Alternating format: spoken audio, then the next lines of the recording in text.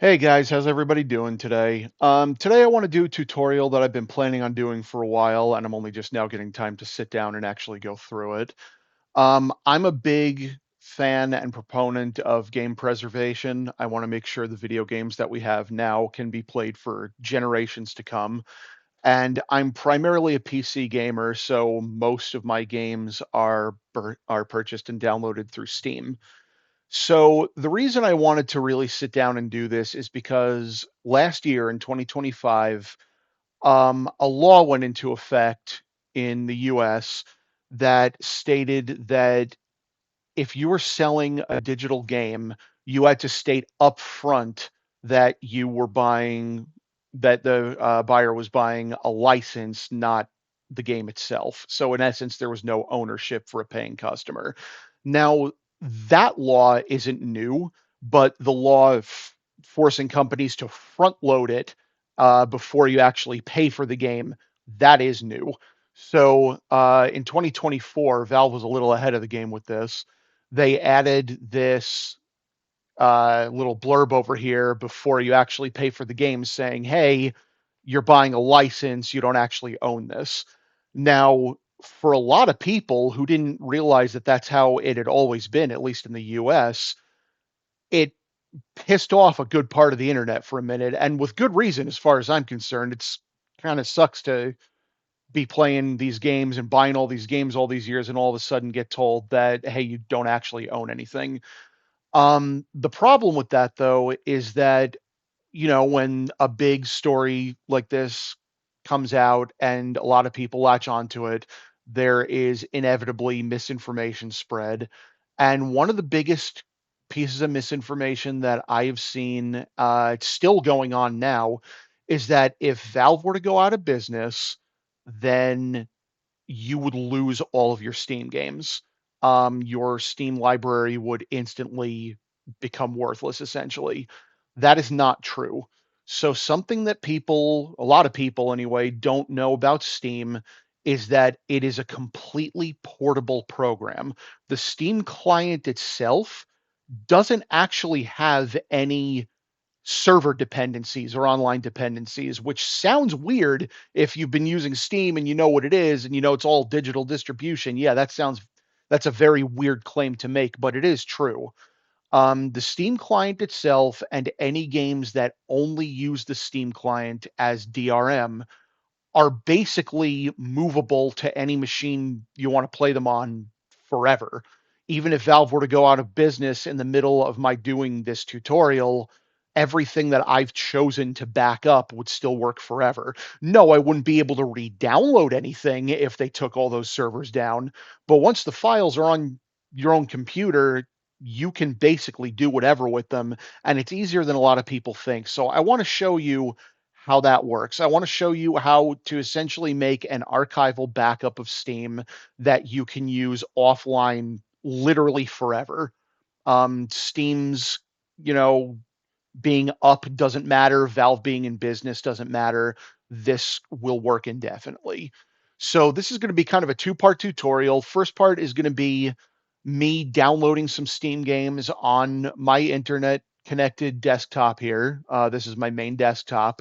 And then after we get Steam ready to work offline, I'm going to move to a computer that has had Windows freshly installed and that has never been connected to the internet. It will know nothing outside of itself. And everything is going to work on there, and I'll show you that.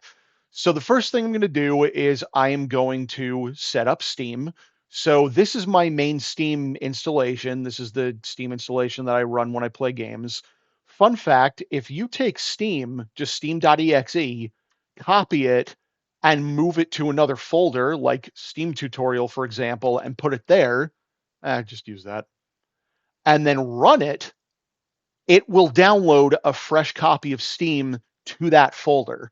So you can actually have multiple installations and multiple instances of Steam on the same machine, and the settings will just go off of wherever Steam was launched. So you can have a dozen different installations of Steam on one machine if you want that many. As long as they're in different folders, if you run the steam.exe file from one of those folders, that will be the instance of Steam, the installation of Steam that's running. And it's actually really cool if you want to keep some stuff separate, if you want to play around with some stuff, if you want to maybe run some older versions of games and you don't want to get confused with where everything is being kept. It's really nice that you can just have different versions of the same program going. So Steam downloaded and it fully installed. So now we need to log in. So I made an account in Steam specifically for this tutorial. I hope you're sitting down. Continue to be impressed, please. This is putting my writing degree to good work.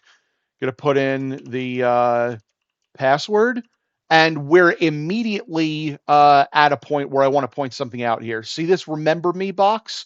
You want that checked.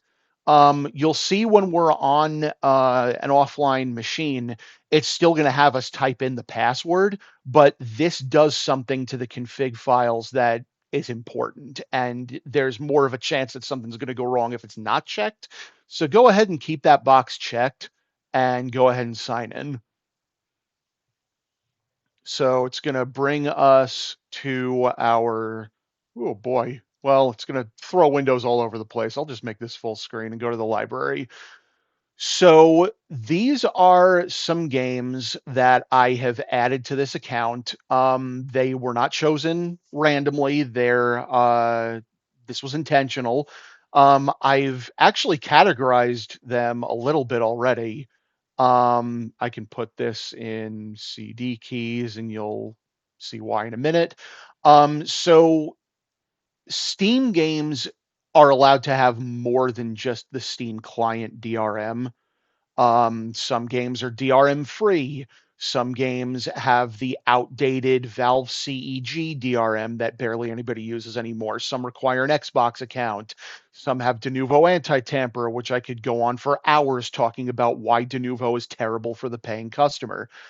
Today, I'm going to concentrate on two specific types of DRM.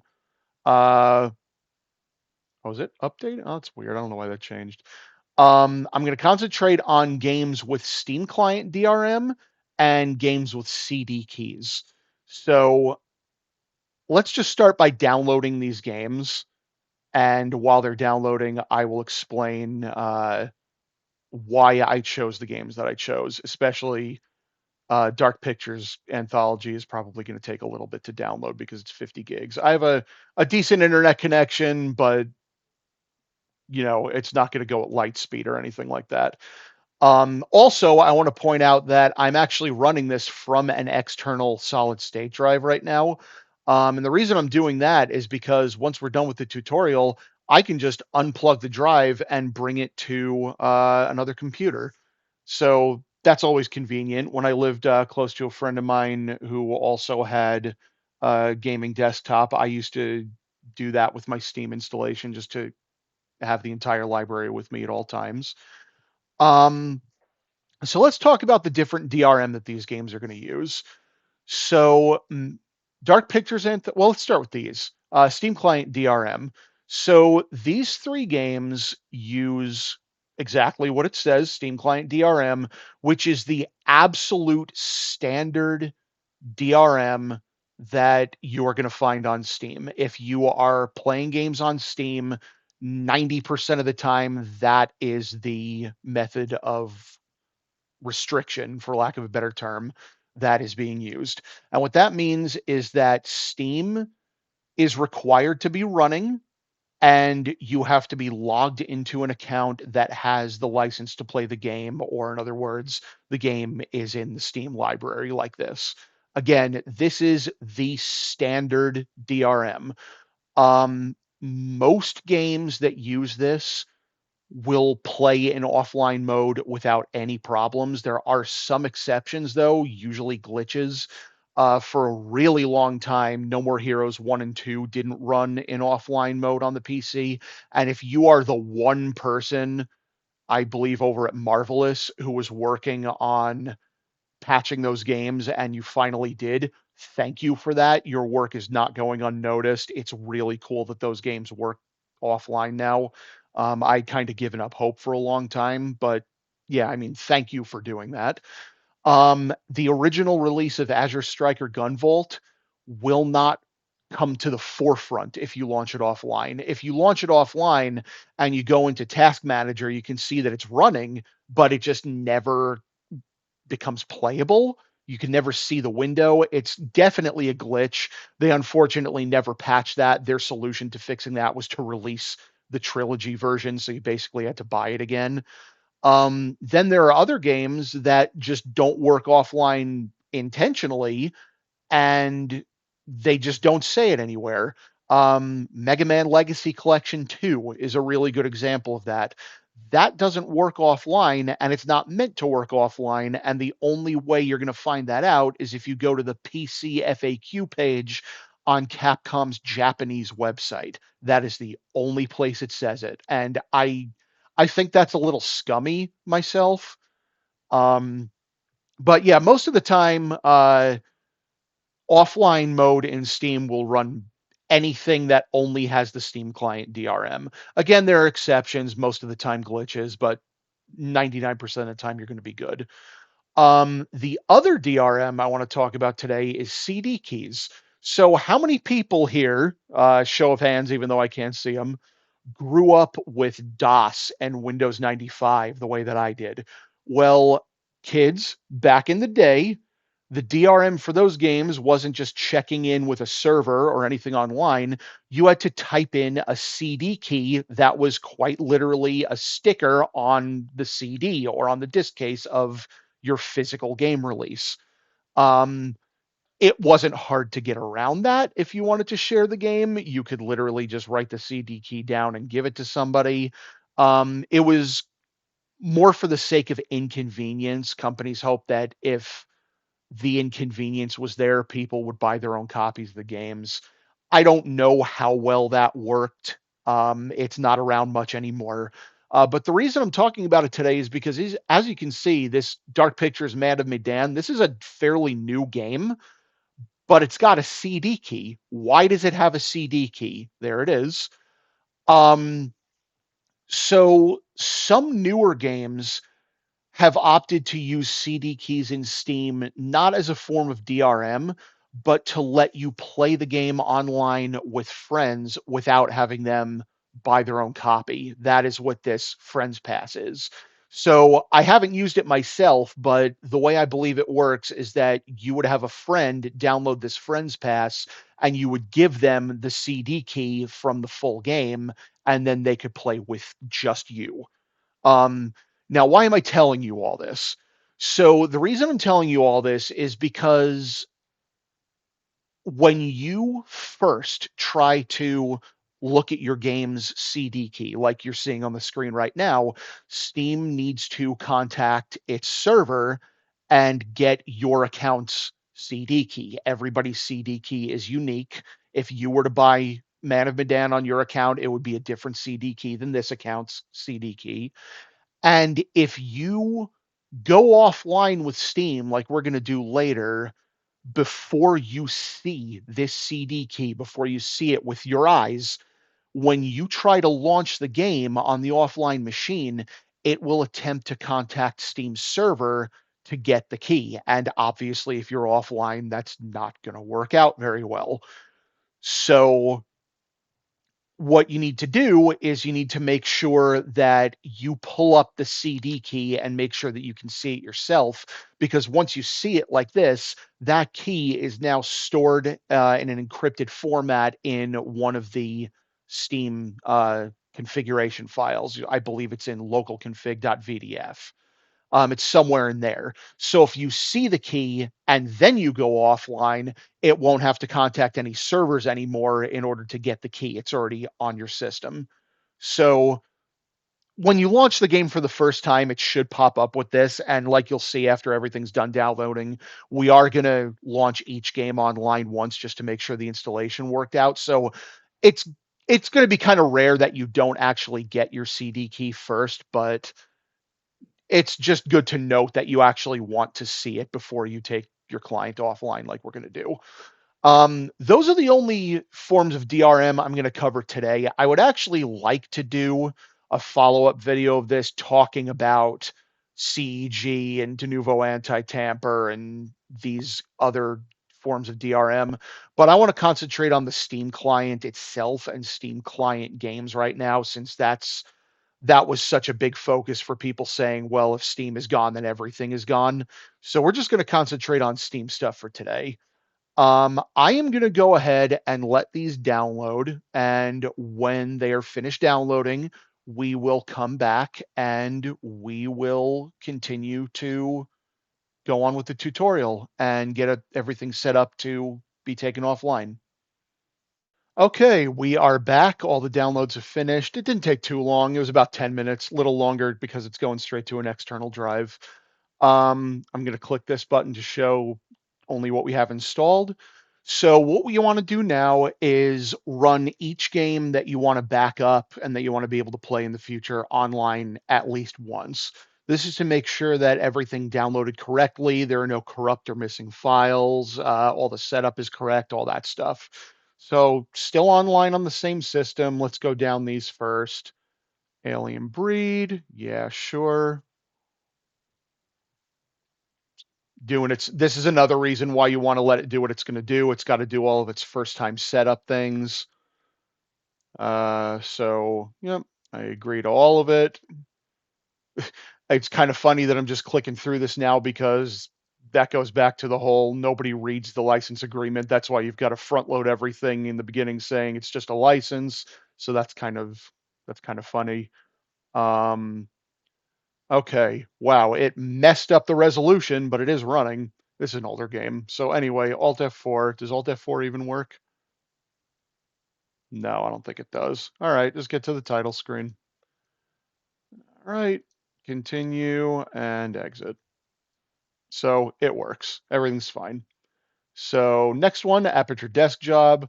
I highly recommend this, especially if you've got a Steam Deck. It was made for the Steam Deck, but I played it before I got a Steam Deck on the PC, on the desktop. It's fantastic.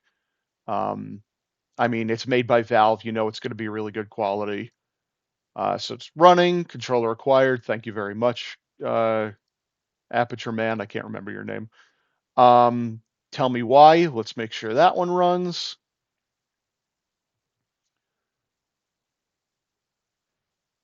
There we go. And it is running. Okay, we're all good. Can I just Alt F4 out of this one? I can. Okay, and now let's try Man and Banana. Let's see if the CD key pops up. Okay, I need this one to stop running first. Okay, there we go. Play. And it doesn't matter for our purposes. There we go. So usually the CD key will pop up automatically. You can choose to have it not show it again. I like just always having it show to remind me that it's got a key. But yeah, remember, once you see that key, you're good to go. It doesn't have to connect to any servers anymore. So there you go. Game is running. There we go. I believe I can Alt F4 out of that one. Okay. So everything runs. We ran everything online at least once. Everything is running. So we are good to go. So the next thing that you want to do here, and this is extremely important, you want to go to Steam and you want to click Go Offline. See where it says offline mode there? This is a hangup for a lot of people. So there are a lot of people, I would say the majority of people out there, who think that Steam's offline mode has a time limit or an expiration. And it does if you lose your internet connection and Steam goes offline automatically because of that. Then it'll keep trying to connect to the server because you were online last and it thinks you want to be online. If you manually put it into offline mode the way that we just did, this will last forever. I have Steam client backups that are quite literally a decade old at this point, over 10 years old. And if I unzip those backups to a computer with the same operating system, it will run without a problem. Everything will work fine. This is the biggest key. You need to put it in offline mode. See, now it says go online over here because I had go offline before. You want to manually do that. That is a requirement. There is no getting around that. There are some text files that I know you can edit that can kind of brute force that, but it's never really worked all that great. Make sure you manually put it into offline mode. You have to do that for any of this to work. So after that, you just exit out. And then the next thing you want to do, and you need to make sure you've got this, is you want to download the Steam installer. Originally, to do this whole backup theme or backup tutorial, this whole thing, you didn't have to run the installer, but you do now. Something changed with the way it's handled. So I am just going to paste the installer over here to my backup. So now I've got my Steam tutorial. This is where we're running Steam. And I've got the backup, which we're going to run on the new machine. And so, yeah, you're basically done on this end. All you need to do now is get your installation to another computer. Now, like I said, for the sake of expediency, I've been running this from an external solid state drive. So I'm just going to be able to unplug it and move it to the other computer and plug it in, and everything will work fine. You don't have to do that, though. You can run your Steam client on an internal drive the way I would say everyone does.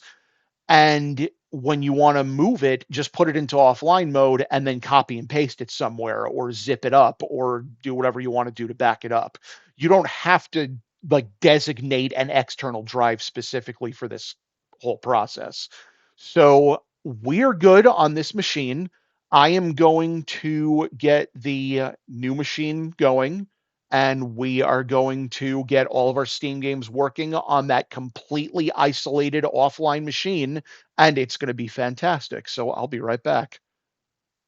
Okay, guys, we're back. I've got my camera aimed at the other desktop now.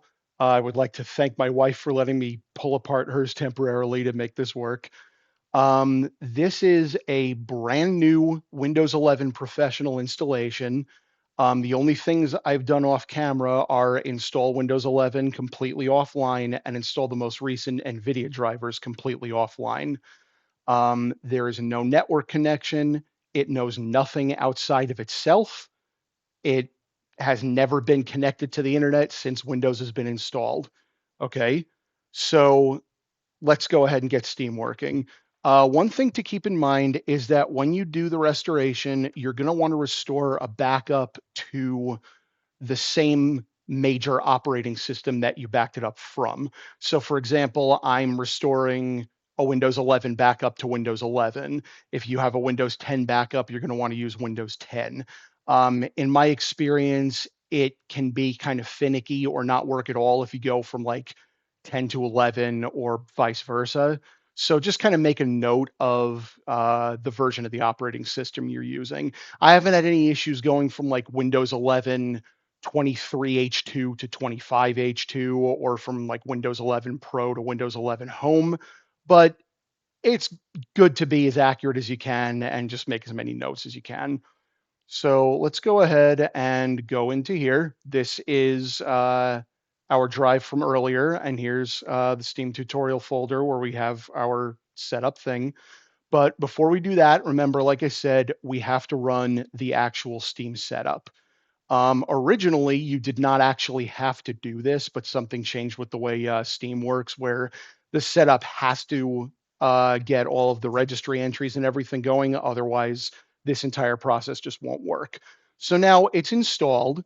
Obviously, well, let me go ahead and show you. Obviously, since we're offline, if you let it run Steam, it can't do it. It needs to be online to update. That's obvious. We're not online. It can't update. Also, a little fun thing to keep in the back of your head: when you install Steam, it really only installs this stuff. There's not much, and I believe most of these things are going to be empty or just have logs and everything now.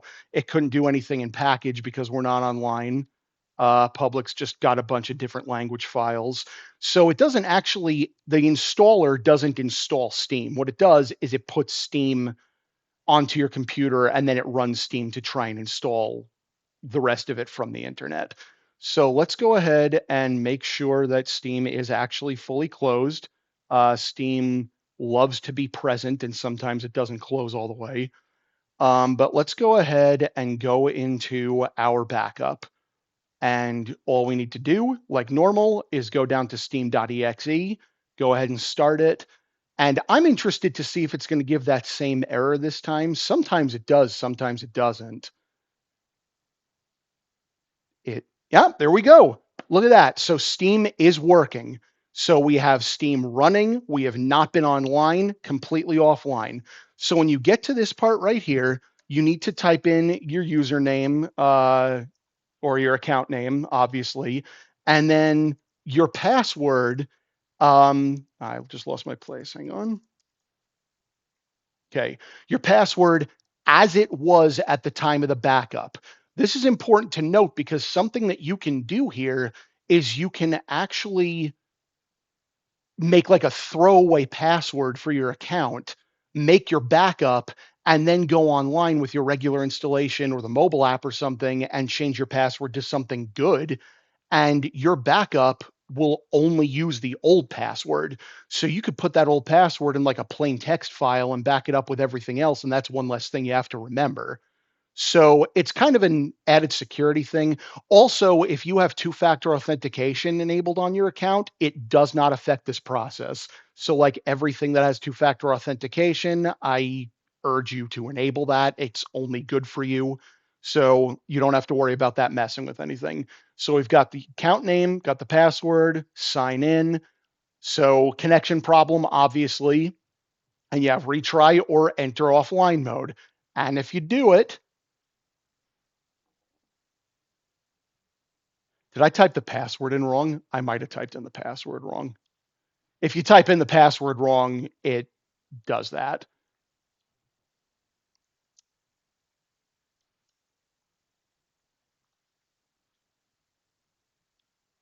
There we go. I typed in the password wrong. So, yeah, whatever. That's fine. And look at this. We are logged into our account. We have our library of installed games ready. We are in offline mode. We have never gone online on this machine. This is 100% offline and local on a completely different machine from the one that originally backed it up. We have access to everything that we had now. And just to prove that it works, let's run the games that we downloaded before. So these three, again, only require the Steam client and an account that purchased the games. So let's go ahead and do it. It's probably going to mess up the resolution like it did in the recording before. I looked at that recording in between videos, and that was kind of funny what it was doing with the windows. Yep, just give it a second. It's doing its same initial installation setup thing that it did before. Mm, mm, mm, mm, mm, mm, mm.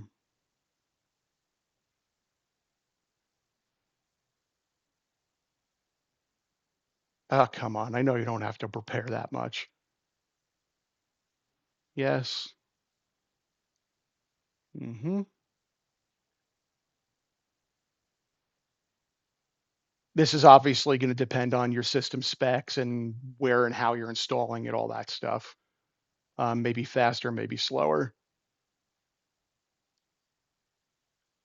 And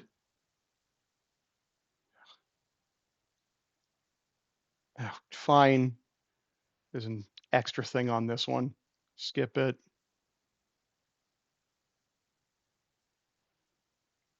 Watch it not run because I skipped DirectX now.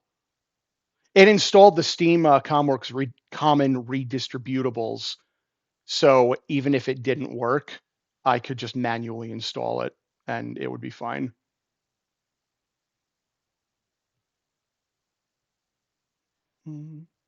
Hey, look at this. And there you go. A game that requires the Steam client is now running via the Steam client fully offline on a completely different machine. You can do this with your own setups. You can do this with your own libraries. It is fantastic to know that even though Steam is technically used as DRM in most games, it is one of the most malleable and portable and future-proof DRMs that exists. So that one worked. Like I said before, I downloaded multiple games to show you that it's not just a one-off. So let's try Aperture Desk Job. Mm-mm. Yes, very good. I've got my Steam controller coming in the mail, so maybe I'll have to reinstall this and see how it works.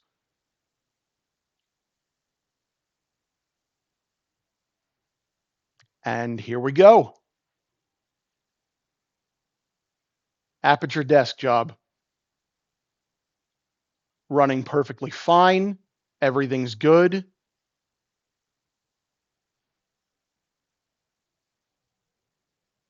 There we go.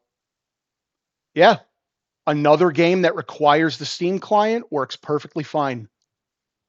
So let's go ahead and exit out of that one.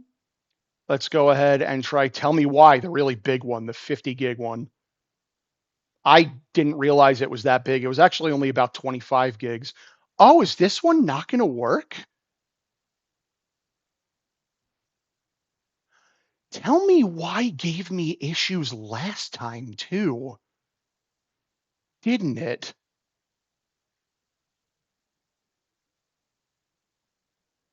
It did. Tell Me Why gave me issues last time.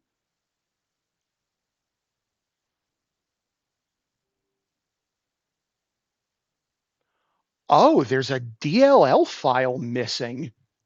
That's interesting. X8, I don't even know what that's for.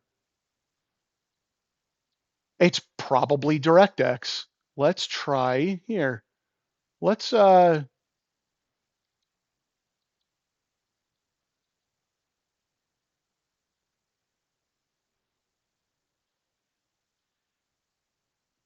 we go.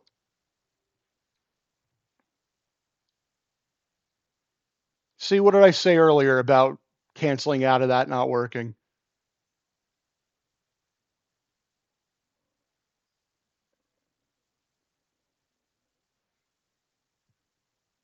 Mm. Oh, I think I just saw the missing DLL file get copied in there. Let's see if that fixed it. Hey, there we go. See, it's always nice to have a copy of the Steamworks Common Redistributables downloaded also, because then you can go and fix something like that. I didn't realize that this required something that was not installed yet, and I was able to install it right then and there and fix it. I'm actually kind of glad that happened, honestly, because I wanted to show people how to troubleshoot stuff like that if it comes up. So there we go. Tell Me Why is working. I Alt F4'd last time. I'll let it get to the title screen for this one though. Connection in progress. This game has some of those like other people can vote on what you do or see what other people did kind of thing. So that's working. There we go. All right, last one. Let's try Dark Pictures Anthology.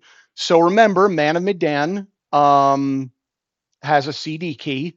If I go to this and go to CD keys, it shows the same CD key as before, completely offline. Everything works perfectly. So let's go ahead and hit play. Go ahead and hit play again. It should pop up with the key. Hit close. Go ahead and let it do what it's going to do. And what it's going to do is make my cursor go absolutely out of its mind, apparently. But you know what? That's okay.